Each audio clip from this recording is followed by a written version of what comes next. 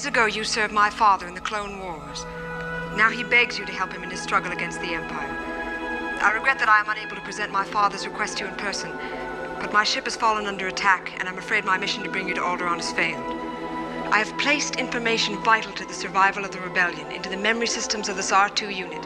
Help me, Obi-Wan Kenobi. You're my only hope. Wait, what if this never happened?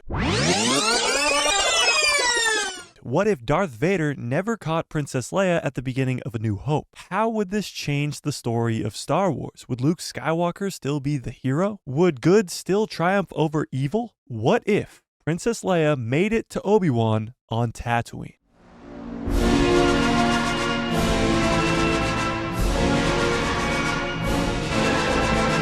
At the Battle of Scarif at the end of Rogue One, a Star Wars story, we see a group of rebels led by Cassian Andor and Jyn Erso. They steal the plans for the Empire's superweapon, the Death Star. The group of heroes in this story all die. However, they got the Death Star plans off the planet to the rebellion. And Leia Organa said it best, as this brought hope to the possibility that the rebellion could live to fight another day. And after this incredible hallway scene from the Dark Lord himself, Leia blasts off into hyperspace, barely getting away, and that brings us right to the beginning of A New Hope. But in this alternate reality, Princess Leia in her iconic ship, the Tantive 4, has a little bit of a head start. This Star Destroyer is not able to catch up to the ship before it reaches the desert planet known as Tatooine. And that is where this new story begins, with Obi-Wan Kenobi in the desert looking up into the sky as he sees a ship approaching.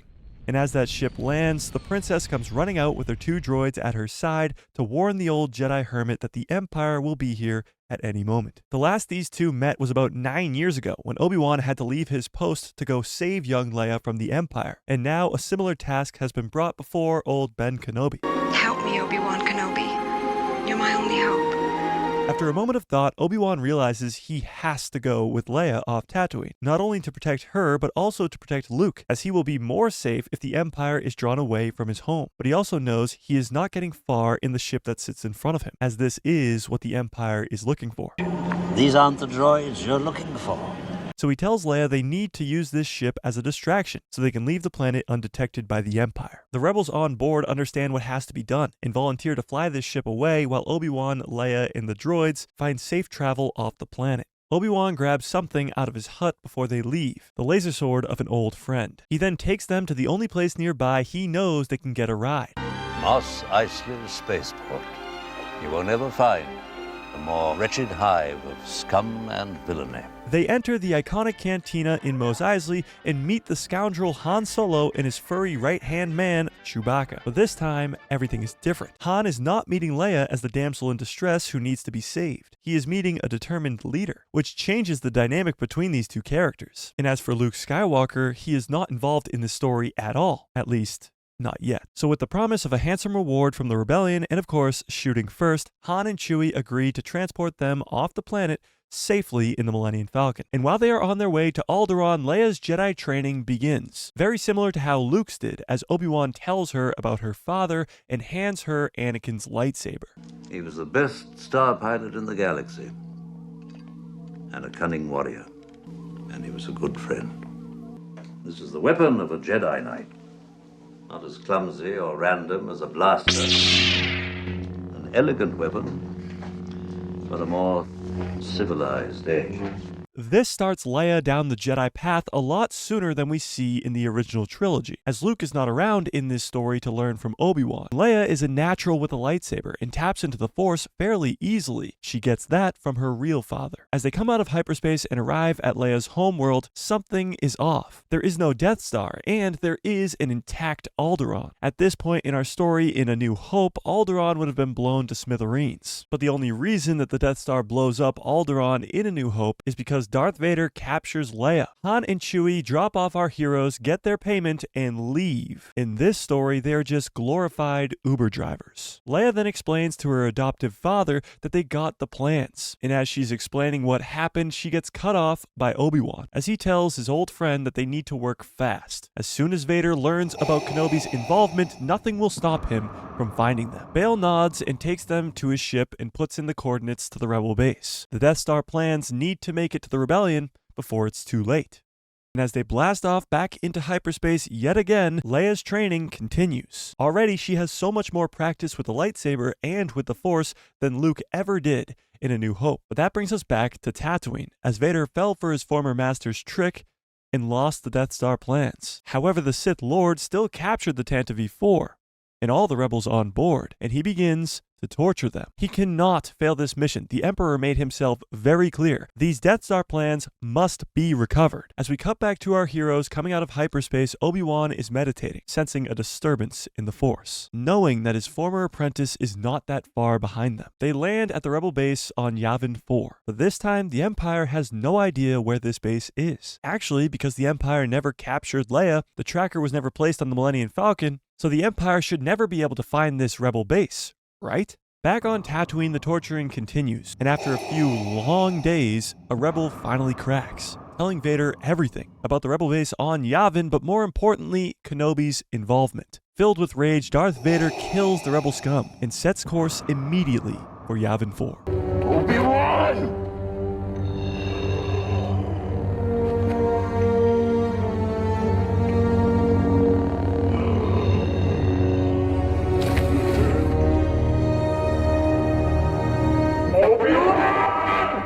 Back on Yavin, the rebellion has the most important thing they were missing in A New Hope: time, or at least so they think. They have time to train their pilots and analyze these Death Star plans for a weakness to prepare for their attack. But will this attack work without Luke Skywalker? He was the key to destroying the Death Star in the first place. While the pilots analyze these plans outside of the base, Obi-Wan trains Leia. Again, with all this time and practice with the Force and a lightsaber that Luke never received. Days and days of training non-stop to prepare Leia for what's coming. Obi-Wan tells her pretty much everything. Tells her about his little green friend known as Yoda who lives on Dagobah. Tells her old stories about the Jedi Temple on Coruscant and how he fought alongside her real father, Anakin, during the Clone Wars. So after all this training, when Vader's Star Destroyer emerges in the atmosphere above a few long days later, Leia and Obi-Wan are more prepared than ever to take him on together. Or at least, so they think. When I left you, I was but the learner. Now I am the master. Vader begins his landing party, but his backup is on the way. Alarms sound at the base below as evacuation orders have been set. It's time to get out of here before it's too late, before the Death Star arrives. As all the rebels are getting on board ships, Obi-Wan and Leia prepare as Darth Vader's ship comes down from the sky. And in this moment, Obi-Wan tells Leia the most important thing: she has a brother. Obi-Wan tells her all about Luke, how he's been protecting him on Tatooine for the last 19 years, and how together Leia and Luke can save the galaxy.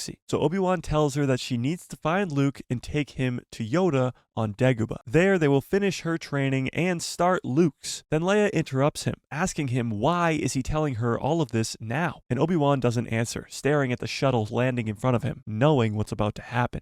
Vader emerges from his shuttle and the ultimate showdown begins. We'll take him together. You're going slowly on the left. Taking him now! No, Anakin, no! We will take him together, Obi-Wan tells Leia, just as he told her father, the half-man, half-machine that stands in front of him all those years ago. But this time, the Skywalker at his side listens. During this epic battle of good versus evil, darkness versus light, Obi-Wan's one goal is to protect Leia. As he ignites his blue lightsaber, it clashes with the red crimson of Vader's. Leia ignites her father's blade in her hand, but Obi-Wan and Vader sense the fear inside of her. She is no match for the monster that stands in front of them, so Obi-Wan knows what has to be done. They are really just a distraction to get all these rebels off the planet before the Death Star arrives. And as this fight rages on, with lightsabers clashing against each other, Leia being overpowered by the machine that used to be her father, this fight comes to an end as Vader lifts Leia off the ground, Force choking her, just as he did her mother. No! You're with him! You brought him here to kill me! No! Let her go, Anakin!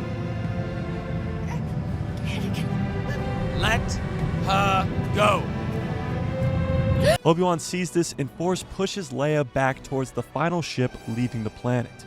And Obi-Wan tells her to run. As Leia gets on the final ship leaving the base behind, she looks back and watches Obi-Wan get struck down by his former apprentice, and her father. With tears in her eyes, she looks up to see the Death Star in the space outside of Yavin's atmosphere. And as Vader gets back in his ship, the Death Star begins its firing sequence. Alarms sound. The rebellion escapes with the Death Star plans yet again, but Leia watches as the entire moon gets blown up. Witnessing the destruction that this station is capable of, Leia knows what has to be done. But first, she needs to go get her brother.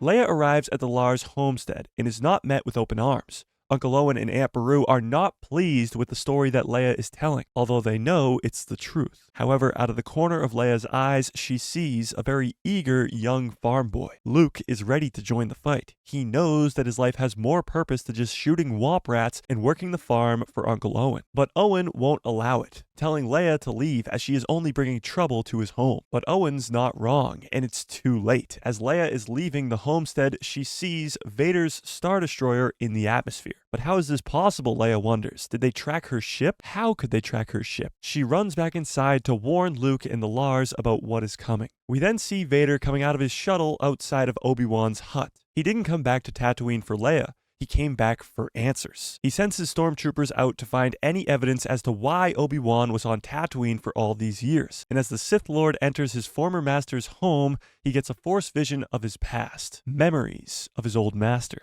Anakin Skywalker, meet Obi-Wan Kenobi. Hi. The chosen one the boy may be. Nevertheless, grave danger I fear in his training. Council have granted me permission to train you. You will be a Jedi. I promise. We'll take him together. You're going slowly on the left. Taking him now! No, Anakin, no! No!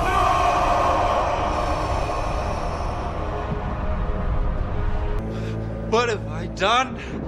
Master Skywalker, there are too many of them. What are we going to do?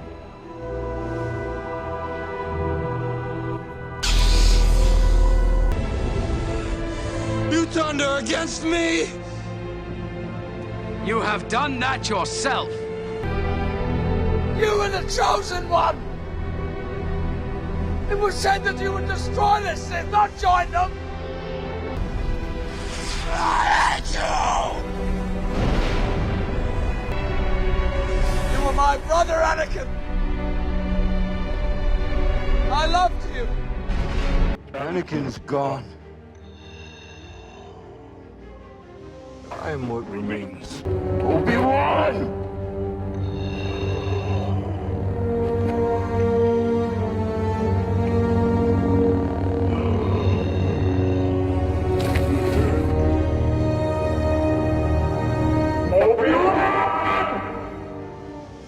Lord Vader. Lord Vader. Lord Vader. Darth Vader's vision is cut short as an Imperial officer tells him that the stormtroopers have located the rebels on the planet. Princess Leia is here.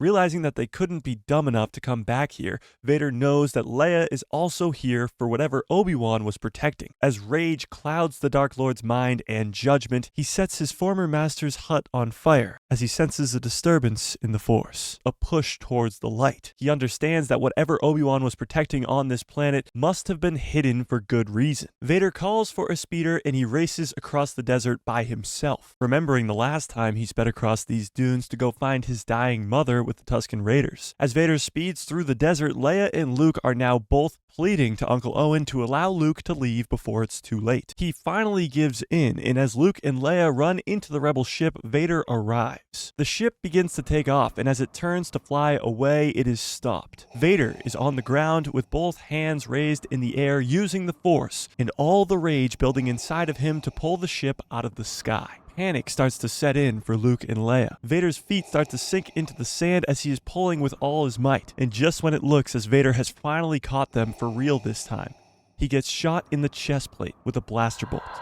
Owen has shot his stepbrother in the chest to allow technically his niece and nephew to escape. Vader's armor, although it is damaged, stops the bolt from killing him. He screams in rage and begins to force choke Owen. As Beru runs up to him begging and pleading for him to stop, Vader ignites his red lightsaber, impaling Beru through the stomach, killing her. Or does he?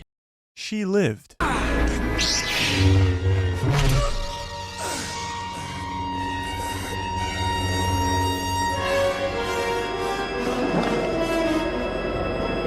He lived.